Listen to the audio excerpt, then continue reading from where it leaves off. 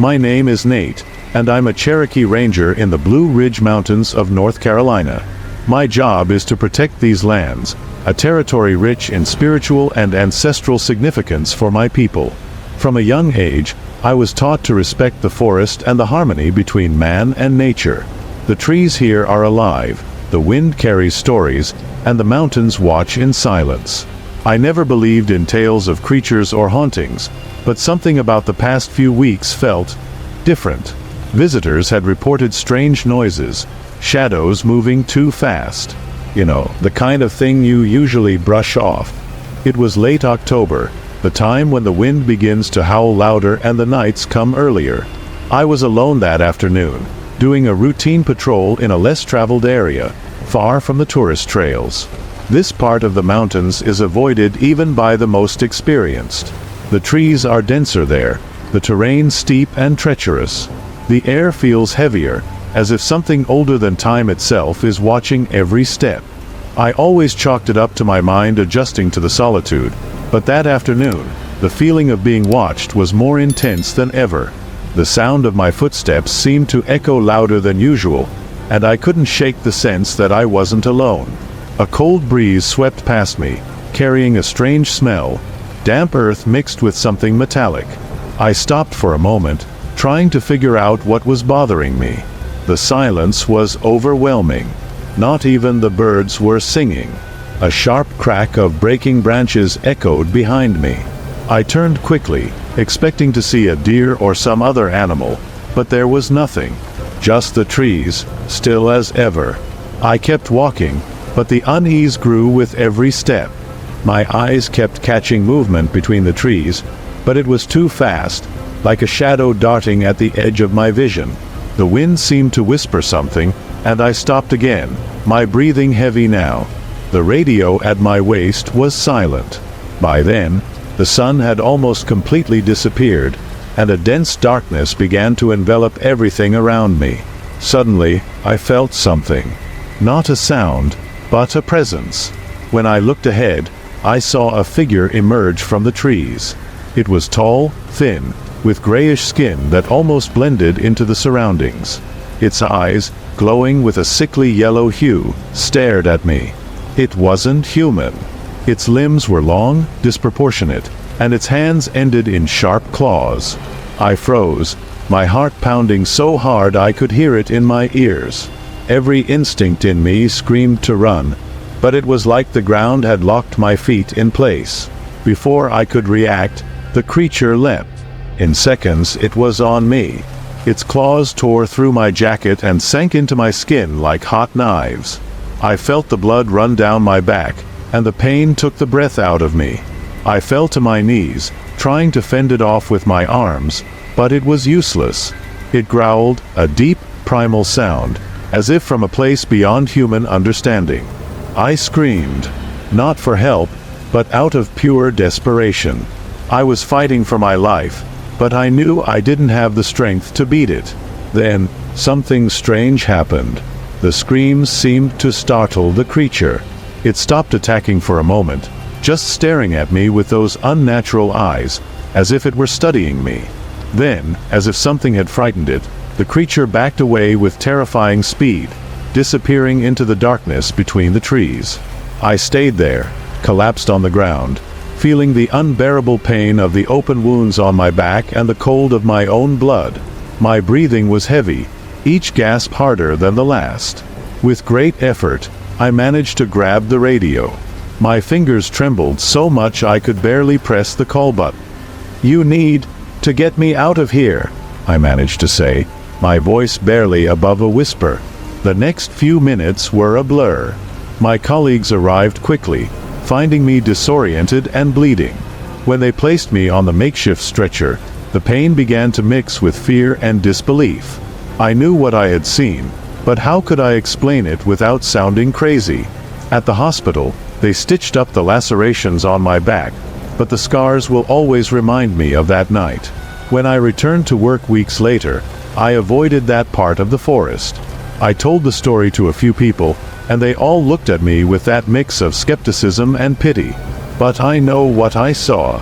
The Blue Ridge Mountains hold ancient secrets, secrets that don't belong to our world. Whatever I encountered that night is still out there, lurking, waiting for the next person to invade its territory. The Woman of Shadows. My name is Eli, and I'm a Cherokee Ranger in the Black Hills of South Dakota. These lands are sacred to my people, steeped in history and tradition. For years, I've patrolled the area, protecting the trails and ensuring that the old legends stay just that, stories. But recently, things started to change. Strange reports began to surface, with visitors mentioning a mysterious woman appearing at night, wandering the mountains alone.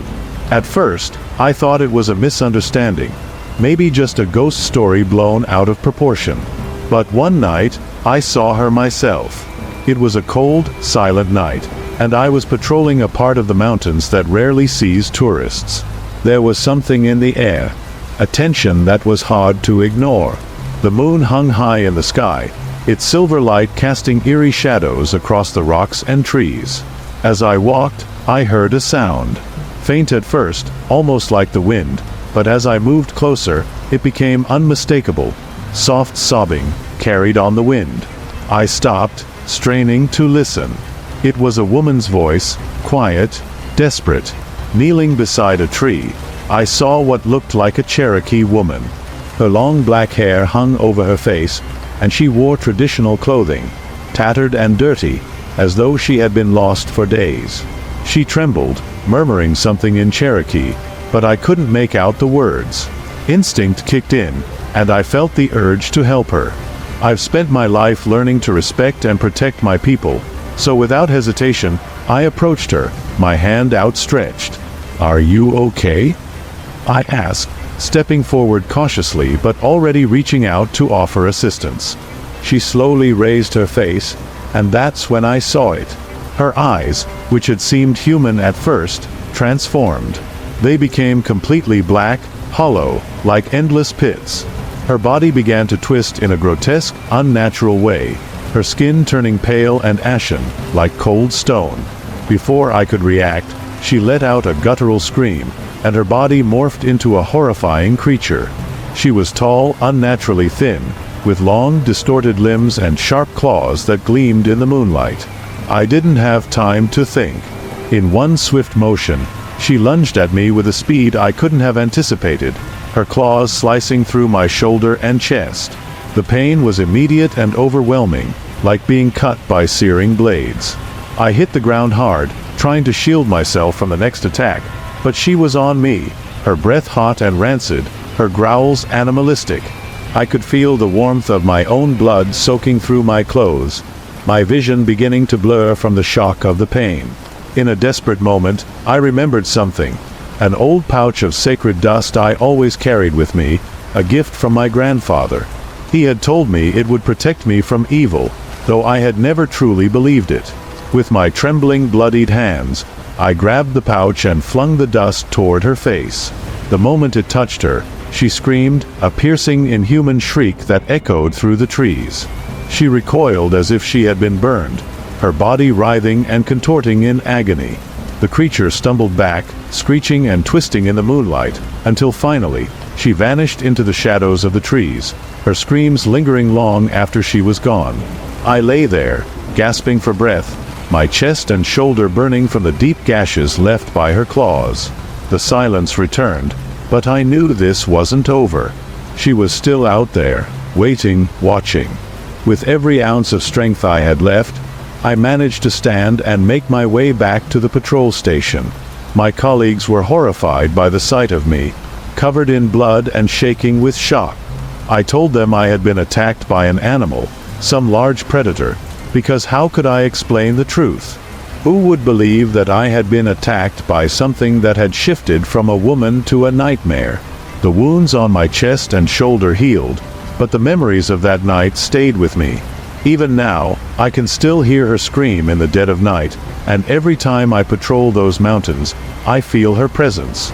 The scars on my body are a reminder that the stories we tell, the legends of our people, are more than just tales. Some of them are warnings. And whatever it was I encountered that night, it's still out there, waiting for the next unfortunate soul to stumble upon it. The Faceless Man. My name is Tom, and I'm a forest ranger in the Appalachian Mountains of West Virginia. I've been doing this job for nearly a decade, and while I've dealt with wild animals and brutal storms, nothing ever truly frightened me. Not until that foggy afternoon, when my sense of safety in the forest was shattered forever. The area I was patrolling had always been quiet, rarely any tourists or hunters. But that afternoon, the air felt different, heavy and oppressive, like something was lurking just out of sight, waiting for the right moment to strike. The fog rolled in thick, clinging to the trees like a shroud and making it hard to see more than a few feet ahead. Nature itself had gone silent. The usual chatter of birds and rustling leaves had vanished, leaving only the eerie, muffled stillness. I kept walking, trying to push aside the growing unease, but it was impossible to ignore. The silence was unnatural, and then I saw it. Ahead of me, between the fog-shrouded trees, a figure appeared. At first, I thought it was a man, maybe a hiker or a lost traveler. But something was wrong. The figure was tall, too tall, with unnaturally long arms hanging at its sides. As I approached, my heart pounded faster, and I realized that the figure had no face. Where eyes, a nose, and a mouth should have been, there was nothing but smooth, pale skin, like a featureless mask. I stopped, frozen in place. The creature stood there for a moment, completely still. Then, without warning, it rushed toward me with terrifying speed. Before I could react, its cold hands, icy like death, gripped my arms. The touch was paralyzing, as if it were draining every ounce of life from me. Its grip tightened, pulling me closer, while I struggled to breathe, the air slipping from my lungs. I fought to break free, but its strength was inhuman. Every second that passed felt like it was pulling me further into the fog, further into the cold void of whatever it was. My muscles burned with the effort, my mind swimming in panic as the fog seemed to thicken, wrapping around us like a cocoon. In one last desperate attempt, I reached for the knife on my belt. My hands shook, barely able to grasp the handle, but I managed to plunge the blade into the creature's leg. The response was immediate. A high-pitched, unearthly scream filled the forest, reverberating off the trees and making my ears ring. The Faceless Man released his grip, recoiling in pain before vanishing into the fog, disappearing as quickly as he had appeared. I collapsed to the ground, gasping for breath, my whole body trembling. The cold of the creature's touch still lingered on my skin, and deep red marks where its hands had gripped me began to darken. As I forced myself to stand, the forest around me was deathly quiet, the only sound the faint echo of that monstrous scream. The fog was starting to lift, but the eerie feeling of being watched stayed with me. I made it back to the ranger station, still dazed, and reported the incident. My boss assumed I'd been attacked by a wild animal, maybe a bear, and that I was confused by the shock. But I knew better. Whatever that faceless creature was, it wasn't from this world. Since that day, I've never looked at the mountains the same way. Every time the fog rolls in, I feel that same chilling presence, and every shadow in the mist seems to hold that faceless figure. I know it's still out there, waiting. And next time, I might not have a knife to save me. The Forgotten Guardian's Cave. My name is Daniel, and I work as a forest ranger in the Smoky Mountains of Tennessee. I've had my fair share of strange experiences, but nothing could have prepared me for what happened last week. Part of my job involves monitoring areas of cultural and spiritual importance. One of those areas is Tsu Cave, a sacred site for the Cherokee. They've always told us to respect the place, and I used to think it was more about tradition than any real danger. I was wrong. That afternoon, I received a call saying some tourists had spotted signs of vandalism near the cave. I decided to check it out, though I knew the place was rarely visited. When I arrived, the entrance was draped in the shadow of the mountains. The air there felt different, heavy, as if something unseen was watching my every step. I turned on my flashlight and entered the cave, the echo of my footsteps bouncing off the stone walls. The cave had a presence, ancient. I couldn't explain it, but it felt as if every wall held a buried story. I continued exploring, on the lookout for any signs of vandalism, but there were no graffiti, no signs of intrusion. Only the deep silence and the occasional drip of water. I was about to turn back when I heard something that made my stomach drop. A low sound, like a stone being dragged over another, reverberated through the tunnel. I stopped, trying to figure out where it was coming from, and then I saw it. A creature emerged from the shadows, standing at the far end of the cave. It was massive, easily over 8 feet tall, covered in a tough, stone-like skin. Its eyes burned with an intense red glow, like embers flickering in the darkness. My first instinct was to run, but my feet felt glued to the ground. The monster moved with a speed that defied its size, and before I could react, I was slammed into the wall with brutal force. Pain shot through my body as I hit the rocks. I tried to get up, but the creature was already on top of me. Its arms were muscular, ending in sharp claws, ready to tear me apart. Desperately, I reached for the knife I carried on my belt. As it lifted me, prepared to crush me against the rocks again, I managed to strike its arm. The blade cut deep, and a guttural roar echoed through the cave. The sound was deafening, as if every wall amplified its pain and fury. The creature released me, and I collapsed to the ground, gasping for air, my body trembling. Blood, or something like it, oozed from the wound I had inflicted. The monster stared at me, its eyes burning with rage, but instead of attacking again, it backed away. In seconds, it disappeared into the depths of the cave, the sound of its claws scraping the stone lingering long after it was gone, like the cave was saying goodbye to its presence. I lay there, panting, unable to move for what felt like an eternity. My mind struggled to process what had just happened, but none of it made sense. When I finally managed to stand, my muscles screamed in pain, and my body was covered in bruises. The blade of my knife was still stained with the creature's dark liquid. I left the cave as fast as my legs would carry me, the sound of its claws still echoing in my mind. I headed straight to the ranger station. My team was shocked at my condition, but I didn't tell them everything that happened. How could I? How could I explain that I'd been attacked by something lurking in the cave? I told them I'd fallen on the rocks, that some large animal had attacked me. The marks on my body were proof that something had happened, but they weren't the only scars that remained. To this day, when I close my eyes, I can still see the burning red eyes of that thing staring back at me.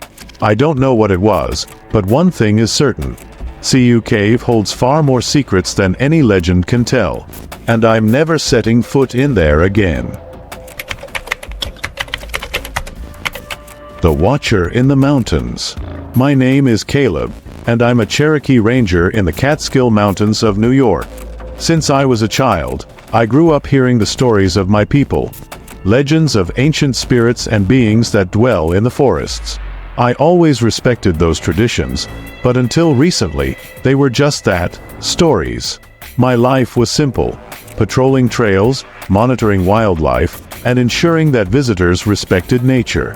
However, what happened last week changed the way I view these mountains forever.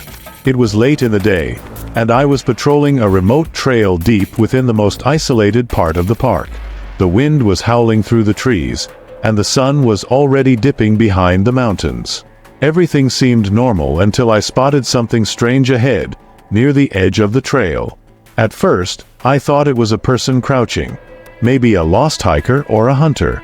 The silhouette was of a man, but something was off. As I got closer, I realized the creature was much taller and more twisted than any human being. It moved with an eerie speed, crawling on all fours, but its body was long and contorted, grotesque in appearance. Even from a distance, I could see that its face was strangely human, with dark, hollow eyes devoid of life. I froze, trying to process what I was seeing. The ranger in me told me to approach, to investigate, but my body screamed at me to turn and run. Without thinking, I followed the creature deeper into the woods.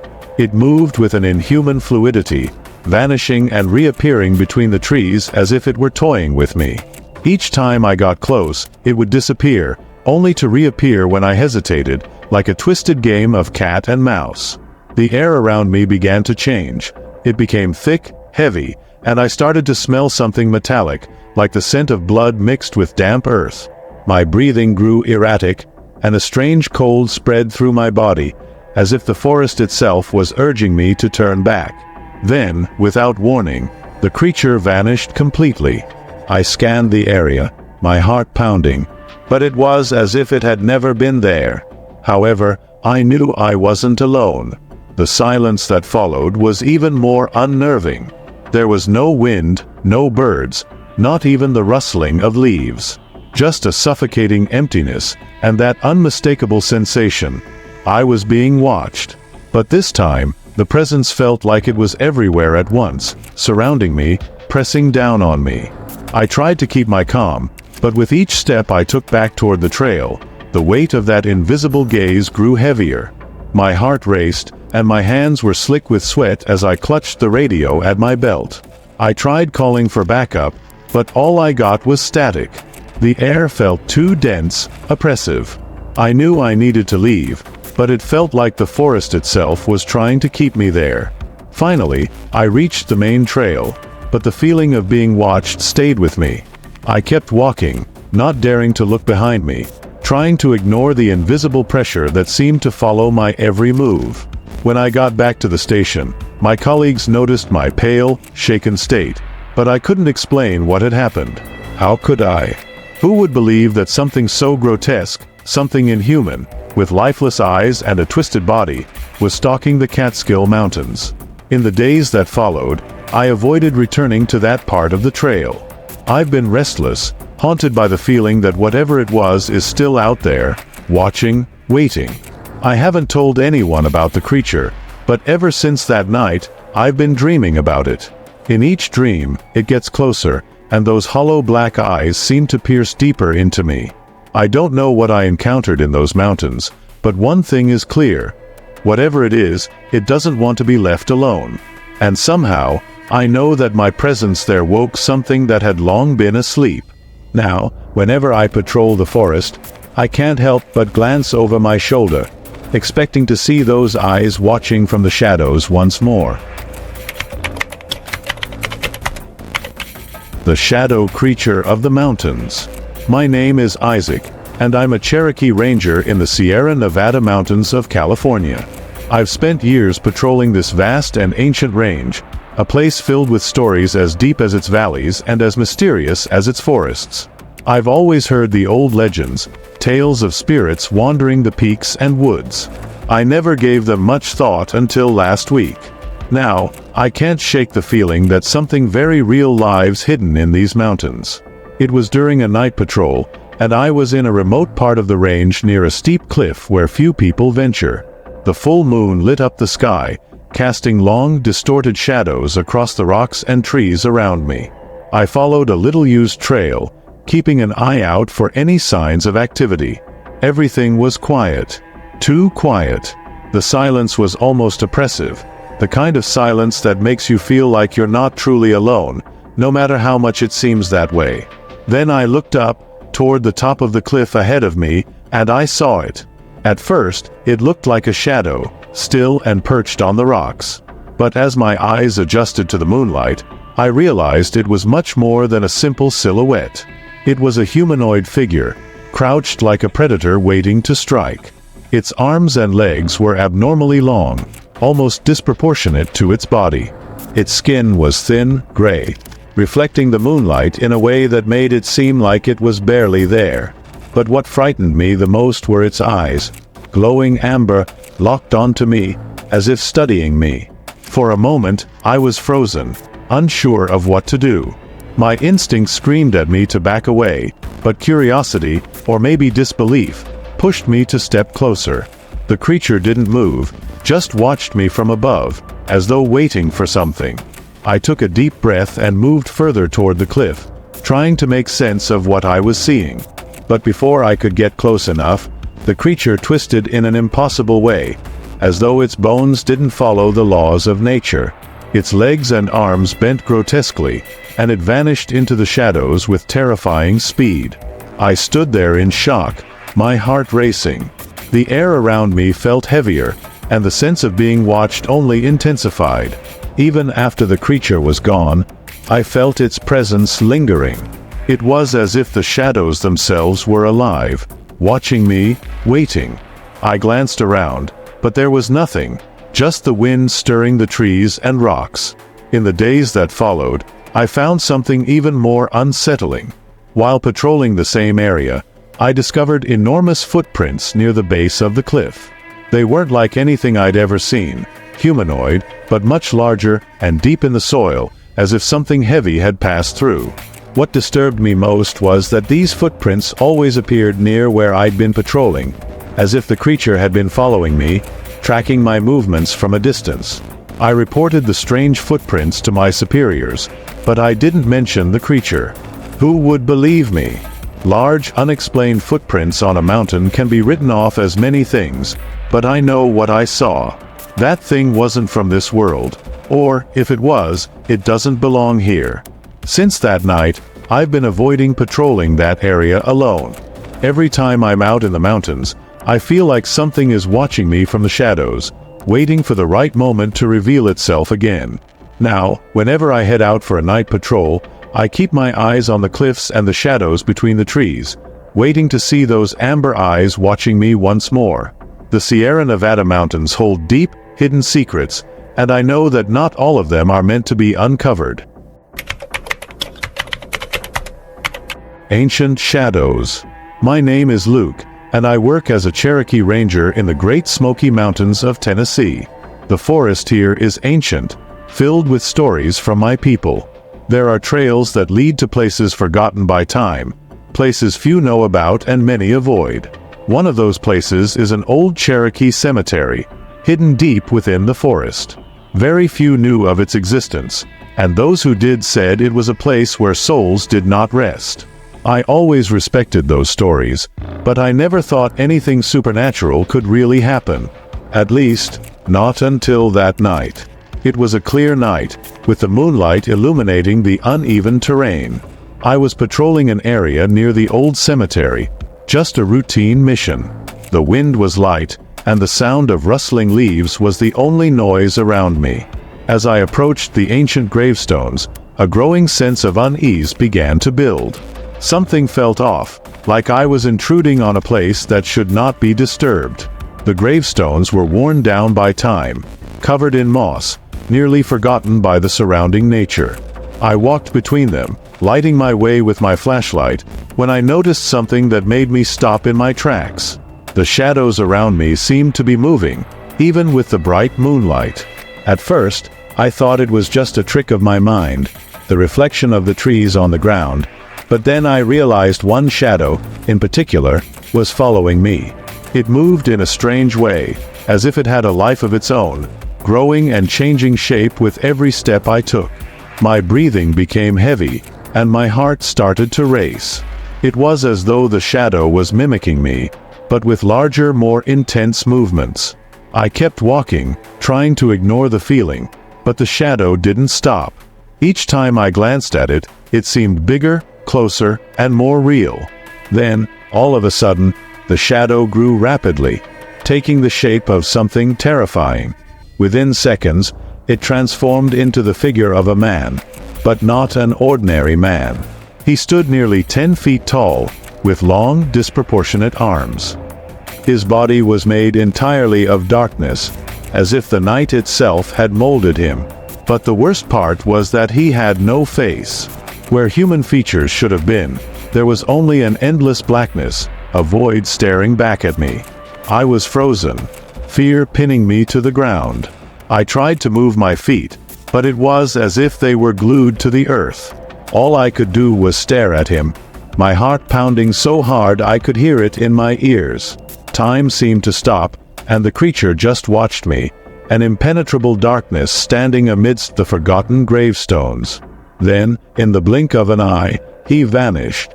There was no sound, no sudden movement. He simply disappeared, as if he had never been there at all. I was left alone in the cemetery, but the feeling of being watched lingered, like that thing was still out there, hiding, waiting for the right moment to show itself again. With a mix of fear and adrenaline, I turned and started walking out of the cemetery. Each step felt heavier than the last, and the darkness around me seemed to follow, even with the moon still shining high in the sky. The wind picked up, and the sound of the leaves turned into a whisper, almost like distant voices trying to speak to me. I reached the ranger station, still out of breath, feeling the weight of what I had just seen. I told a few colleagues about the shadows, but I didn't mention the figure. How could I explain something like that? Who would believe I was followed by a living shadow, a man made of darkness, in an old Cherokee cemetery? Since that night, I've avoided that part of the mountains. I know something out there is still watching me, an ancient, forgotten presence tied to that cemetery. Maybe it's a spirit, or something worse, that never found peace. And now, every time the wind howls through the trees or the moon casts an eerie light over the mountains, I can't shake the feeling that the shadow is creeping closer again, ready to emerge once more from the void of the night. The Winged Guardian of the Mountain. My name is Caleb, and I'm a Cherokee Ranger in the Superstition Mountains of Arizona. These lands are sacred to many native peoples, and for centuries, stories have circulated about creatures that protect their slopes and valleys. As a ranger, I've always held respect for these legends, but I never paid them much mind. At least, not until what happened in the past few weeks. Now, I can't deny that there's something deeper and older in these mountains than what the eyes can see. It was a hot and dry afternoon, the kind of heat that makes the mountains seem alive, breathing under the relentless sun. I was patrolling a remote slope, an area rarely visited since the paths are dangerous and difficult to navigate. I was climbing slowly, surrounded by absolute silence, when I noticed a shadow moving across the ground, large and slow, like a passing cloud. But there were no clouds in the clear sky. When I looked up, my heart nearly stopped. High above, riding the air currents, an enormous creature was gliding through the sky. It had the long, sinuous body of a serpent, but with massive bat-like wings slicing through the wind with every beat. Its scales shimmered in the sunlight, and the shadows it cast seemed to swallow the landscape around it. My blood ran cold as I realized I was looking at something that, until then, only existed in the stories told by the elders. The Winged Guardian, described in ancient Cherokee legends as the protector of the sacred mountains.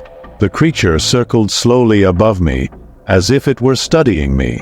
A feeling of being judged washed over me, and for a moment, I didn't know whether to run or kneel in respect. The wind blew stronger as the winged serpent looped through the sky, its enormous wings creating gusts that nearly knocked me over. Time seemed to stand still as it continued to watch me, and everything around became eerily silent. Only the sound of its wings beating broke the stillness. Then, without warning, the creature dove behind a solitary cloud hovering over the mountain. I stood there, waiting for it to reappear, but it vanished as quickly as it had emerged. The sense of relief was soon replaced by a deep discomfort. Even though I could no longer see it, I knew it was still there, hidden, perhaps waiting, or watching. In the weeks that followed, I couldn't shake the feeling of being observed. Every time I climbed the mountain for my patrols, I felt a presence. There were no strange sounds or physical signs, but something was there, all the time. It was as if the mountain had grown eyes, silently judging my every move. My nights became restless, plagued by disturbing dreams of the winged creature soaring over the mountains, always watching me, always evaluating. I told a few colleagues about what I saw, but most of them looked at me with disbelief or told me I needed rest. The old legend of the mountain's guardian is well known, but it's always been just that, a legend. However, the truth is, it's more than just a story. Something ancient and powerful resides within the slopes of the Superstition Mountains, and I had the misfortune, or perhaps the honor, of seeing it up close. Now, with every patrol, I can't help but look to the sky, expecting to see the massive shadow of the winged serpent again. I know that if it returns, it will be to continue the judgment that began on that afternoon. And if the legends are true, those deemed unworthy by the mountain's guardian are never the same again. The mountains hold their secrets, and some are far beyond our understanding. And as for me, I continue my patrols with a deep sense of reverence and fear, knowing I'm not alone, and that the eyes of the mountain are always on me. The Swamp Creature. My name is Adam, and I'm a forest ranger in the swampy forests of the bayou, deep in southern Louisiana. The areas I patrol are vast, remote, and often unexplored. Silence and isolation are part of my job, and usually, they never bothered me. On the contrary, I always found a kind of peace in the quiet of the swamp, even on the darkest nights. But after what happened recently, what once was comforting tranquility has turned into a constant state of alert. It was a hot, humid night, with the mist hanging low over the dark waters of the swamp. I was investigating some strange sounds that had been reported by visitors over the past few days. They were described as growls and loud cracks, coming from a rarely visited area near a moss-covered lake. I decided to check it out for myself, since nothing in that area, aside from some animals, should be making noises like that. As I neared the shore, the muddy ground sucked at my feet with each step. The sound of insects and frogs around me was normal at first, until suddenly, everything went eerily silent. The kind of silence that warns you something is very wrong. My heart began to race, and the sensation of being watched weighed down on me, even though I appeared to be alone. Then I heard it, a soft sound of something moving in the water. I looked toward the lake and saw something rise from the dark waters.